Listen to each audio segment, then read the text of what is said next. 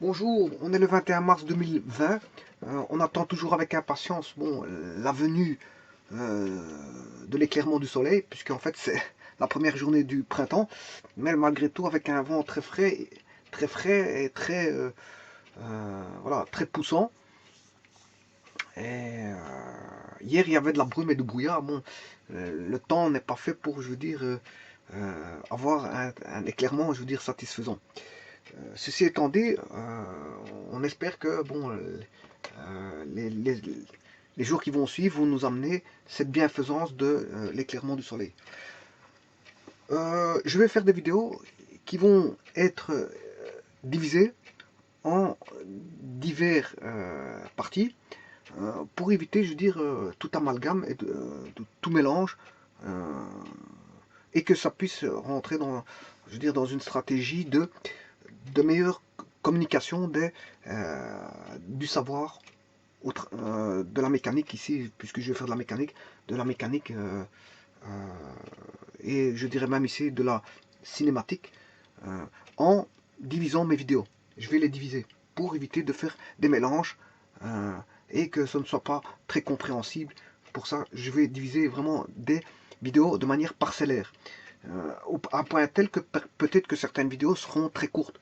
Voilà, très courtes pour aborder un thème bien précis. Donc elles seront de cette façon-là très courtes. Donc je ferai en sorte que les vidéos qui vont suivre sur la cinématique, pour bien aborder le sujet et bien faire face à la compréhension de la cinématique, eh bien, les vidéos ne seront pas composites, elles ne seront pas un mélange, elles ne seront pas, je veux dire, elles seront non hétéroclites, dans le sens où quand je discuterai d'un sujet, j'aborderai un sujet, ça fera référence à un sujet bien précis, sans mélanger, je veux dire, d'autres rapports, pour éviter toute confusion et avoir la meilleure vue d'esprit de ce que va apporter la théorie, je veux dire, au niveau de la cinématique. Voilà, ceci étant dit, la cinématique va étudier, bien sûr, c'est l'étude du mouvement. On va étudier le mouvement. Euh, le mouvement, on peut avoir différents types de mouvements. Mouvement sur une ligne, dans un plan ou dans l'espace. On peut étudier toutes sortes de mouvements. Alors, la mécanique ne s'arrête pas à un type de mouvement, qu'il soit sur une ligne ou sur un mouvement quelconque sur une ligne, ou un mouvement dans l'espace, ou d'un mouvement plan, peu importe. Hein, je veux dire, la mécanique ne s'arrête pas à un type de mouvement bien particulier. Bon, elle étudie tous les types de mouvements, justement. Quel que soit le type de mouvement, elle essaie d'appréhender tous les types de mouvements possibles. Et elle en étudie justement pour élaborer des théories concernant les différents types de mouvements possibles. Alors, qui dit mouvement dit point. Vous comprendrez qu'on est ici, je vais élaborer la théorie dans un espace euclidien doté d'un espace métrique et donc d'une distance euclidienne et donc de direction au travers du produit scalaire. Donc on aura la direction, qu'on pourra définir la direction, on pourra définir, je veux dire, une distance. Et donc fatalement, créer des vecteurs libres de l'espace, et donc avec une norme. Puisqu'en fait la notion de distance est définie, comme un vecteur c'est une longueur, on pourra définir des vecteurs qui vont induire des directions. Voilà, donc ces vecteurs auront une direction. D'où j'ai parlé de paramètres directeurs, d'une direction. Euh, voilà, sera donné par les composantes d'un vecteur dans un repère donné. Alors, ce qui va constituer déjà la principale, l'espace on l'a. Dans cet espace-là, je peux travailler avec un plan. Bon. On travaille pas toujours dans R cube, on peut travailler dans R carré, ça vous savez très bien, ou même dans R, parce que sur une ligne, on peut élaborer une théorie sur une ligne, ou dans un plan, ou dans l'espace. Donc, soit élaborer une théorie dans R carré, qui est le plan, ou dans R cube, qui est l'espace. Donc, l'infinité triple de points, c'est l'espace qui contient, bien sûr, vous pouvez travailler à l'intérieur, qui est R carré, ou encore une ligne dans l'espace, qui est la droite, sur une droite. Vous pouvez travailler sur une droite. Et bon, le fait d'avoir pris ces types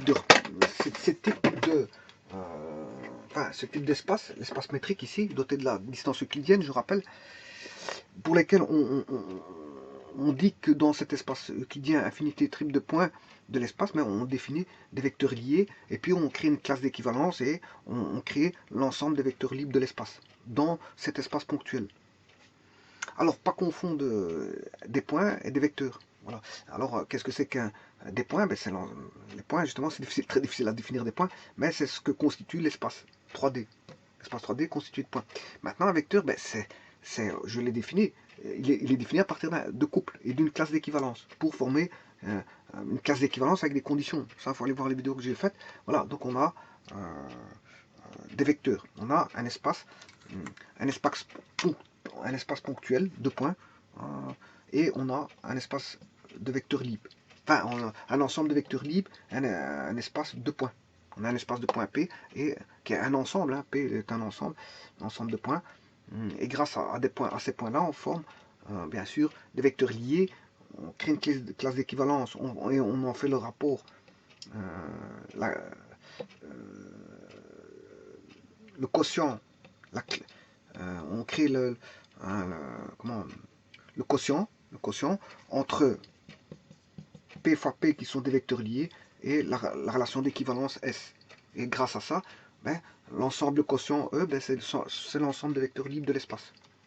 Voilà, ça veut dire que, bon, qu'est-ce qu'on a? Ben, on a un ensemble ponctuel de points et on a un ensemble de vecteurs libres. Bon, mais ça, c'est les mathématiques. C'est les mathématiques. Parce que maintenant, la mécanique va introduire quelque chose de supplémentaire, qui est la notion de temps. Donc en fait, maintenant, on sera dans un espace-temps. Donc on n'aura pas que l'espace, on aura le temps. Voilà. Et l'espace-temps, bon, tout d'abord, l'espace, il faut pour savoir où on est dans l'espace, il faut le référencer. Alors si vous travaillez avec une droite, on peut mettre une référence, une base I, et voilà, on a un axe X. Alors, si je veux placer le 2, ben, le 2 c'est 2 fois I. La valeur 2 c'est 2 fois I. Bon, qu'est-ce que c'est que ce 2? En fait, c'est un vecteur qui fait 2i. Voilà, 2i, ce serait par exemple un vecteur que j'appelle t. Donc le vecteur t, comme ceci, fait 2i. Voilà. Et là, 2 c'est la composante, mais comme il débute à l'origine, O, ben, on peut dire que 2 est aussi l'abscisse, puisqu'il débute à l'origine. Les composantes sont égales aux abscisses quand un vecteur débute à l'origine, et c'est le cas ici. Donc t vaut, le vecteur t vaut 2 fois i. Voilà. Et comme on débute à l'origine, ben, 2 est une composante, mais 2 est aussi une abscisse parce qu'il débute à l'origine. Donc c'est l'abscisse 2, si vous voulez. L'abscisse 2. Et alors on peut former l'abscisse 3 de la même manière, l'abscisse 4. Donc en faisant, le vecteur t vaudra k fois i avec k appartenant à R. Voilà. En fait, quelque part, c'est une bijection. On fait une bijection. Des points de la droite avec des valeurs. Des points de la droite, on leur attribue une valeur grâce à, bien sûr, à une origine et une base. Hein. Et en une origine fixée et la base, bon, on peut créer une bijection de points, de valeurs qui représentent une situation d'un point sur un axe X. Ayant défini veut dire voilà, un axe X, mais on peut définir, ça c'est pour quand on traite des problèmes sur une droite, donc dans R. On traite des problèmes dans R. Sur une droite. Maintenant on peut travailler dans un repère. Bon, ceci est un repère. Si je prends deux axes, c'est ce qu'on appelle un repère. Voilà, X, Y. Là on a l'abscisse et l'ordonnée avec l'origine qui est ici, l'intersection des, voilà, des axes. X, Y c'est l'origine. Voilà, et on a un vecteur I, un vecteur J. Bon, généralement, on ne travaille pas dans ce genre de repère. On met plutôt un repère orthonormé. Bon, ici, il est normé parce que, voilà, la valeur ici est égale à celle ici. Hein. J'ai pas pris un vecteur I plus grand que le J, ou un vecteur I plus petit que le J, mais I est égal à J. À l'échelle. Donc, il est normé. Il est normé. Maintenant, il n'est pas orthogonal. Donc, pour le rendre orthogonal, ben, il faut bien sûr le mettre perpendiculaire. Et là, c'est le travail, c'est repère le plus courant utilisé, je veux dire, dans le plan. C'est le repère orthonormé, IJ. Bon, maintenant, ça c'est pour si vous travaillez dans un plan pi. Voilà, si on travaille dans un plan pi, ben, on peut avoir une coordonnée d'un point, par exemple le point 2, 3, au travers d'un couple. Voilà, là, ça sera le point A, qui est le point 2, 3. Voilà. Alors, 2, 3 est différent de 3, 2. C'est normal parce que c'est un couple.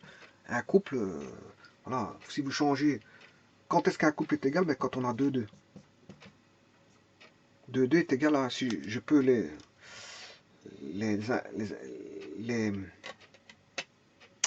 inverser, il n'y a aucun problème parce que ça va donner toujours 2, 2. Et là, il y a une égalité. Il y a égalité quand voilà, on a 2, 2, 3, 3, 4, 4, quand on se situe sur voilà, la bisectrice, ben, voilà, on a une égalité. Et ça, vous pouvez aller voir pourquoi. J'ai déjà vu ça dans une vidéo. Vous pouvez aller voir dans une des vidéos qui a été faite, qui parle de tout ce qui est de symétrique, de réflexivité, de transitivité. Voilà, et j'explique ça pourquoi on a ça. Voilà. Enfin, voilà. Bon, maintenant, ça c'est pour un repère dans le plan. Maintenant, on ne traite pas que des problèmes sur une droite ou dans le plan, on peut traiter des problèmes dans l'espace. Mais généralement, l'axe le plus utilisé dans l'espace, c'est le système X, Y, Z, tel que décrit ici. Bon, si vous allez sur AutoCAD, on peut faire pivoter les axes O, X, Y, Z. Bon, vous n'avez pas forcément le repère direct, vous avez différents types de repères. On peut associer, je veux dire, un repère bon, qui n'est pas forcément celui que je donne ici. Et celui-ci, celui que je donne ici, quand vous faites tourner un tire-bouchon de X vers Y, si l'axe Z monte, ben, vous avez un repère direct. Voilà. Et bon, vous pouvez jouer avec le repère direct sur AutoCAD. Mais comme vous pouvez ne pas jouer avec un repère direct. Voilà. Alors, ça c'est le repère direct, et il est trirectangle, c'est-à-dire qu'on a trois angles droits. Chacun des axes, entre OX et OY, il y a un 90 degrés, entre OY et OZ, il y a un 90, et entre OX et OZ, il y a un 90 degrés. Donc on a et c'est celui qui est le plus couramment utilisé pour un axe dans l'espace. Bien sûr, vous comprendrez que si on joue avec des vecteurs dans ce repère, ben, on va mettre des bases I, J et K. Maintenant, on peut appeler ça X1, X2, X3, et je vous rappelle qu'à ce moment-là, vous pouvez appeler ça E1, I sera E1, J E2 et K E3. Voilà. Et là maintenant, vous pouvez jouer avec des vecteurs qui seront, je veux dire, des vecteurs qui seront exprimés en fonction de la base IJK ou E1, E2, E3. Et justement, le but de la vidéo ici, c'est de parler justement des différents types de coordonnées. Parce que maintenant, je vais faire de la mécanique.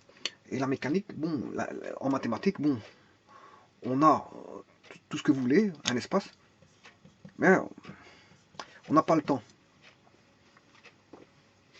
On n'a pas le temps. En mécanique, on n'a pas le temps. Bon, quand vous faites de la géométrie, là-dedans, il n'y a pas de notion temporelle dedans. Mais il y a des notions d'espace. Bon, donc il n'y a pas des notions de temps. Et quand on définit bon, un espace-temps, ben, on se retrouve dans le domaine de la mécanique. Et alors, dans le domaine de la mécanique, en espace-temps, on peut étudier tout ce qu'on veut. Tout ce qu'on veut qui fait référence à un espace et un temps. Voilà, tout ce qui est en référence avec l'espace-temps, on peut l'étudier, sans aucun problème. Alors, ce qui veut dire que là, ce que j'ai créé là, c'est une base canonique, IJK, qui est un repère cartésien, orthonormé, direct, orthonormé direct. Il est orthonormé direct. Voilà, et donc ça, c'est ce qu'on appelle des coordonnées. Les coordonnées qui vont sortir en X, Y, Z, ben, ce seront des coordonnées cartésiennes.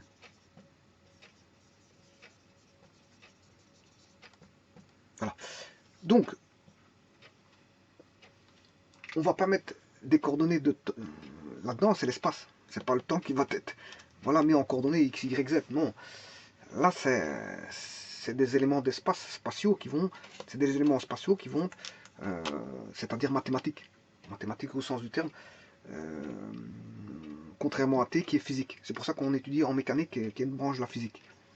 Voilà, le temps, les relations espace-temps sont étudiées en mécanique. Parce qu'en mathématiques, il n'y a pas de notion de temporelle.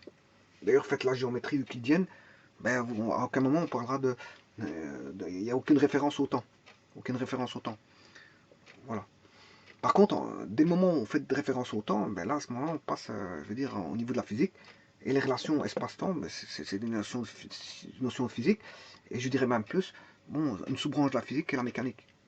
Voilà, la mécanique. Mais il existe encore plusieurs types de mécanique. Hein. Bon, là n'est pas le sujet d'aborder tous les types de mécanique qui existent.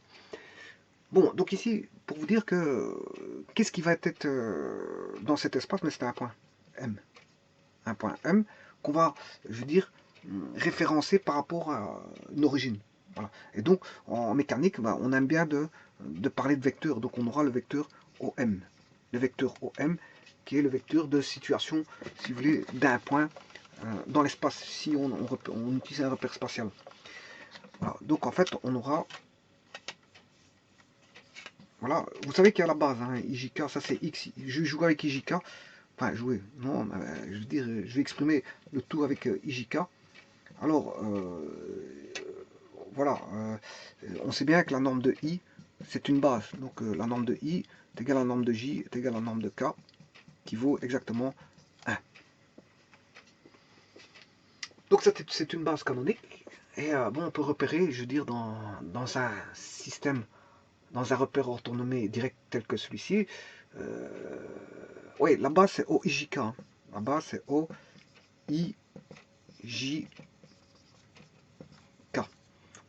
L'origine est ô combien importante parce que je peux faire un changement d'origine et avoir une autre origine qui n'est pas la même.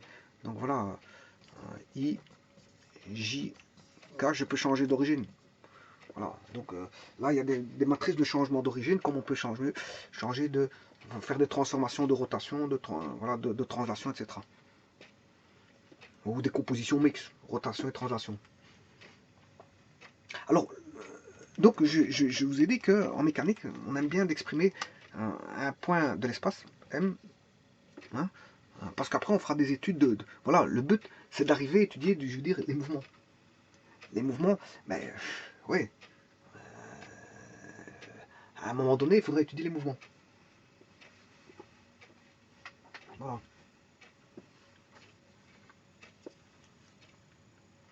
Et justement, la mécanique, je dirais même la branche de la mécanique qui étudie les mouvements, c'est la cinématique. La cinématique, justement, est la partie de la mécanique qui étudie le mouvement d'un corps, indépendamment des causes capables de provoquer ou de modifier ce mouvement. Pourquoi? Parce que justement, qu'est-ce qui étudie les causes et les relations de cause à effet? Mais c'est la dynamique. Donc voilà, la cinématique, c'est tout simplement l'étude du mouvement, sans se soucier, si vous voulez, des causes capables de provoquer ou de modifier le mouvement. Alors les causes, vous les connaissez, c'est les forces. Les forces qui provoquent un mouvement, enfin, les causes qui provoquent un mouvement, c'est une force. Voilà, pour faire bouger quelque chose, il faut le pousser ou il faut mettre voilà, un moteur ou quelque chose comme ça. Voilà, donc ce sont des forces. Et il existe toute une panoplie de types de forces, force électrique, force mécanique, force magnétique, etc., qui peut mettre en mouvement voilà, soit des particules, soit des corps solides, soit voilà, voilà, il peut faire bouger ce qu'on veut. On peut faire bouger ce qu'on veut grâce à des forces. Même on ne se soucie pas ici de la cause, c'est-à-dire que sont les forces. Donc on n'étudie pas la relation, si vous voulez, de F égale ma. F égale ma qu'on retrouve en dynamique. Fm égale ma, c'est une relation de la dynamique. Ici, on ne va pas se soucier des forces qui provoquent le mouvement. Donc à aucun moment vous verrez des forces. Il n'y a pas de force ici. Parce qu'on ne se soucie pas des forces. Bien qu'il y ait des forces cachées, on ne se souciera pas des forces qui vont provoquer le mouvement. Voilà. Donc on est bien dans la branche de la mécanique, et je dirais même de la cinématique, puisqu'en fait on classifie la mécanique dans différents domaines, hein, on sous-structure la mécanique en différentes branches, et ici bon, c'est la branche de la mécanique, la cinématique, qui va étudier les mouvements sans se préoccuper, je veux dire, des causes qui vont provoquer le mouvement. Si vous voulez savoir quelles sont les causes qui ont provoqué le mouvement, ben, il faut retomber dans un domaine qui est de la mécanique, qui est la dynamique. Alors maintenant, un point et un solide, quand est-ce qu'ils sont dits en mouvement l'un par rapport à l'autre? Eh bien, si tout simplement les distances entre ces points et les points du solide ne sont pas toutes invariables. Dès le moment où on a cette définition-là, c'est-à-dire que certains points voient par rapport au solide, comment est-ce qu'on appelle ça, au corps solide, une variation, eh bien on peut dire qu'il y a un mouvement. Voilà. Bon, une variation de quoi? Ben, une variation de distance, hein. Vous comprenez que je parle de variation de distance.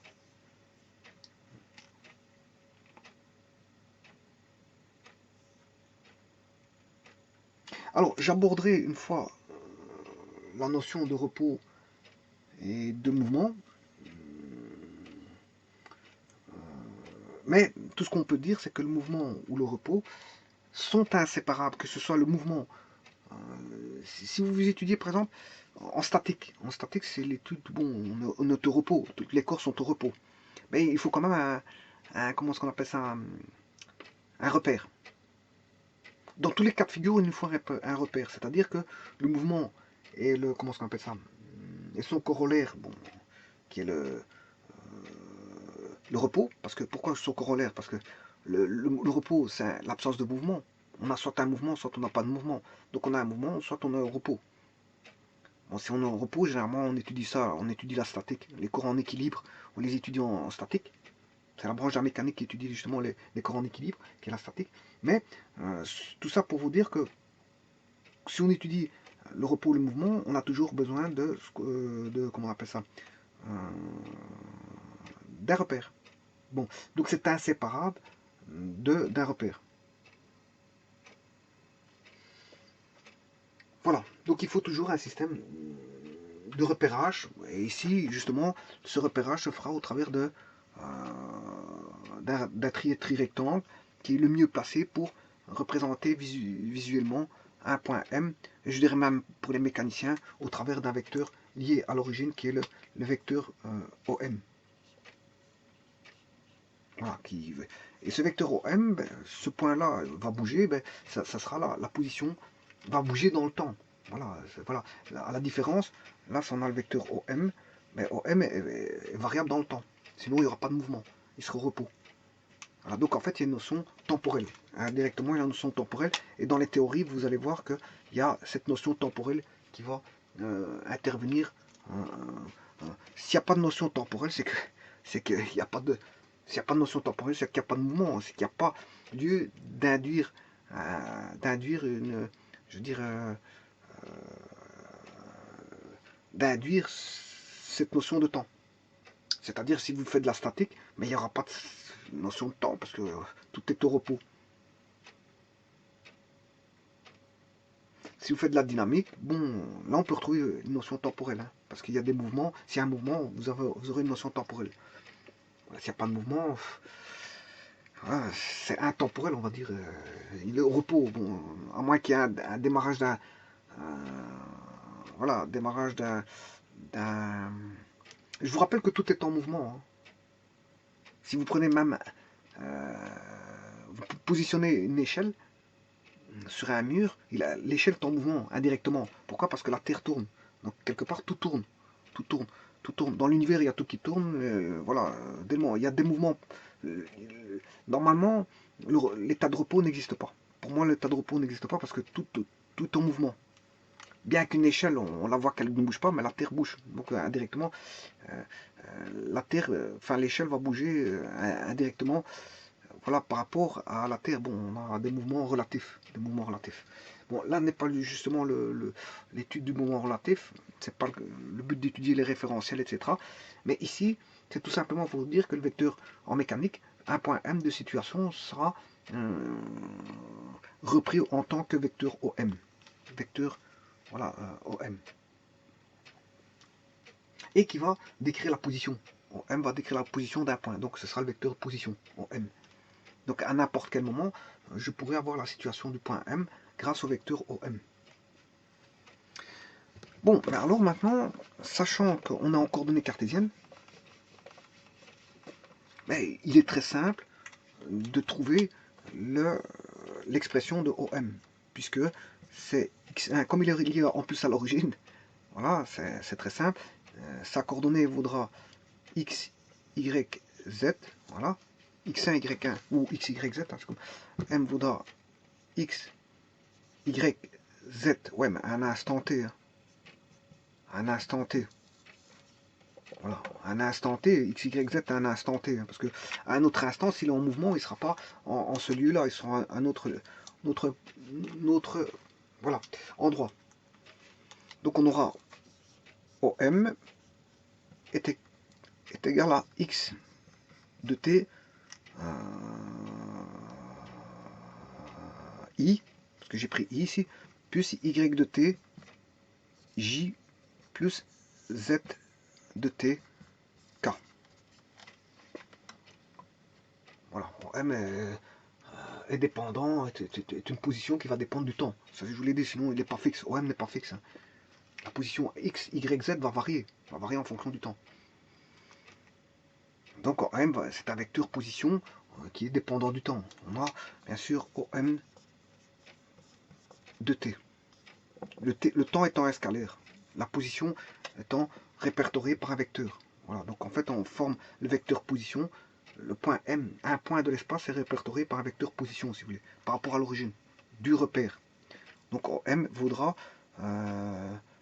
OM de t, où t est le temps est un scalaire. Voilà. Donc vous voyez qu'à partir des points de l'espace, je peux définir des vecteurs position. Mais ici, il est lié. C'est un vecteur OM étant un vecteur lié à l'origine. C'est un vecteur lié à l'origine. Voilà. Bon, alors ici, c'est la coordonnée cartésienne qui est la plus simple à utiliser. Le vecteur position dans un repère cartésien est le plus simple à utiliser. Parce que pourquoi? Parce que je vous ai dit que je vais aller faire des vidéos séparées pour ne pas qu'elles soient très longues. Sinon, ça prendrait trop de longueur pour faire une vidéo. Donc, je vais les séparer. Alors, la coordonnée cartésienne, c'est la plus simple. Hein, au x, y, z. Voilà, vous rentrez vos, on va dire, vos points en fonction du temps. Un instant t. Voilà. Voilà, x, y, z dépendent du temps. Parce qu'à un autre instant, OM est ailleurs. Hein, voilà. OM est fonction du temps. Vous rentrez x, y, z en fonction du temps. Vous avez, par rapport à un temps t donné, le x, y, z n'est pas le même. Il a changé, donc il ne reste pas invariable. S'il était invariable, comme je vous l'ai dit tout à l'heure, c'est qu'il est fixe. Si vous mettez n'importe quelle valeur du temps et que x, y, z ne change pas, c'est qu'il est le vecteur OM est fixe. Et justement, là, il n'est pas fixe, il est invariable. Il est variable. OM est variable en fonction du temps. Voilà. Alors maintenant, vous allez me dire, ouais, pourquoi départager ça? Parce que ça, c'est la coordonnée la plus facile que vous pouvez utiliser. Voilà, c'est la coordonnée la plus facile que vous pouvez utiliser. C'est ce qu'on appelle la coordonnée, on va dire, cartésienne. Voilà, et c'est la coordonnée cartésienne dans l'espace par rapport à un repère trirectangle direct. Trirectangle direct. Alors, à côté de ça, va exister les coordonnées sphériques. Bon, que les gens n'aiment pas utiliser. Je ne sais pas pourquoi, mais voilà. Les gens n'aiment pas, quand ils parlent de coordonnées sphériques, bon, ils commencent à, je veux dire, bon, ils n'aiment pas ça. Alors, ce que les gens n'aiment pas aussi, ce sont les coordonnées sphériques. Voilà, coordonnées sphériques. Oui, si je me suis trompé.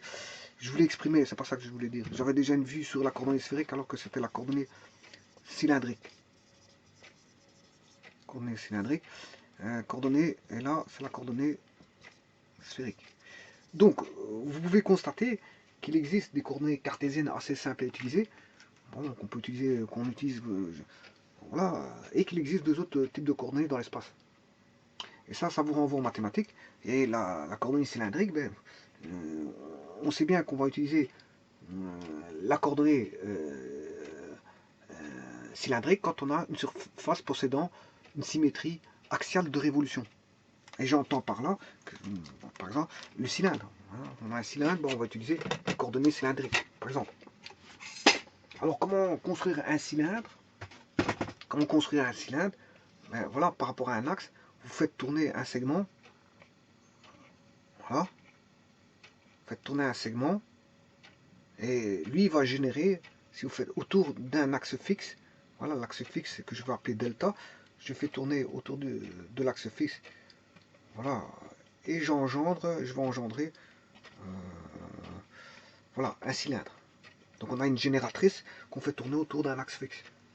Et on va obtenir bon, un cylindre. Le fait de faire tourner un segment. Faire tourner un segment, on a un cylindre. Voilà, et ça, quand on aura ce genre de volume, par exemple, ou de mouvement, ce genre de mouvement, et qu'on voit apparaître une symétrie possédant, donc grâce à un axe de révolution, alors on va se dire qu'on va oublier les coordonnées cartésiennes, et il serait plutôt intéressant d'utiliser, je veux dire, les coordonnées cylindriques. Alors, les coordonnées cylindriques, quand on les verra, on verra que ce sont en fait des coordonnées polaires, hein, cylindriques, en partie polaires. On verra pourquoi.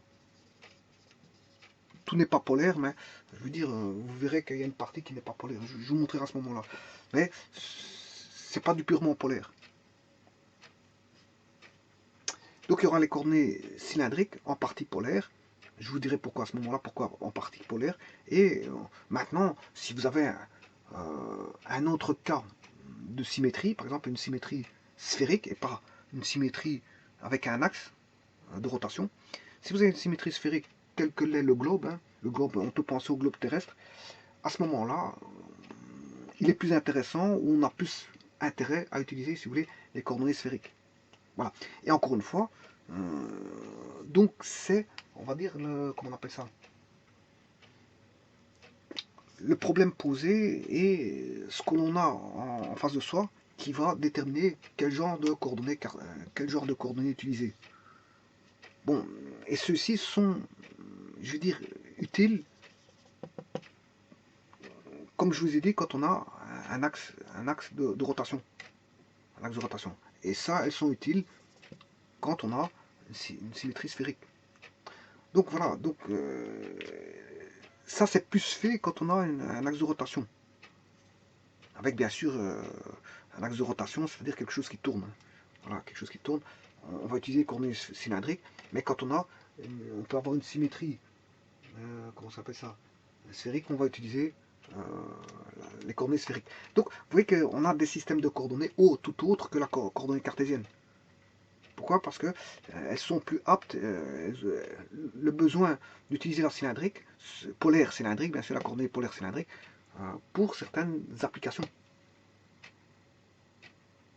Pour certaines applications, parce qu'il y a plus intérêt à utiliser ce type de repère qui facilite les choses.